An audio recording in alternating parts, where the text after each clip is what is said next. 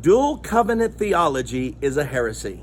Now, what is dual covenant theology? It's this idea that our Jewish friends can be saved through Judaism while Gentiles are to be saved through Jesus Christ. So the idea is we don't need to convert Jews because their covenant still stands and they can be saved by keeping the Torah. And they don't need to accept Jesus as the Messiah. This is a lie. And it's also a heresy because a heresy will end up causing people to be damned. So if our Jewish friends think from the Christians that they don't have to accept Jesus as the Messiah, then why accept him? Just keep Judaism. But they're never going to be saved that way. Listen to what the Apostle Paul says about this in Romans chapter 3, verse 9. Paul says this, "What shall we conclude then? Do we, Jews, have any advantage? Not at all. For we have already made the charge that Jews and Gentiles alike are all under the power of sin." So here Paul says, do we Jews have any advantage right now? No, because we're all sinners and we needed a Savior, and that's Jesus Christ, the Messiah. He goes on to say in verse 20 of Romans chapter 3, "Therefore no one will be declared righteous in God's sight by the works of the law. Rather, through the law we become conscious of sin." He didn't say no Gentile will be declared righteous. No, he says no one. So no one's going to be declared righteous by observing the Torah.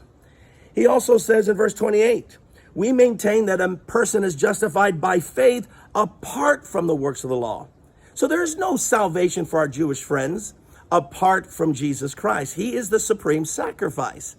Not only does Paul declare this, but the Hebrew writer in Hebrews 8:13 says this, "By calling this covenant new, he's made the old one obsolete. And what is obsolete is aging and will soon disappear."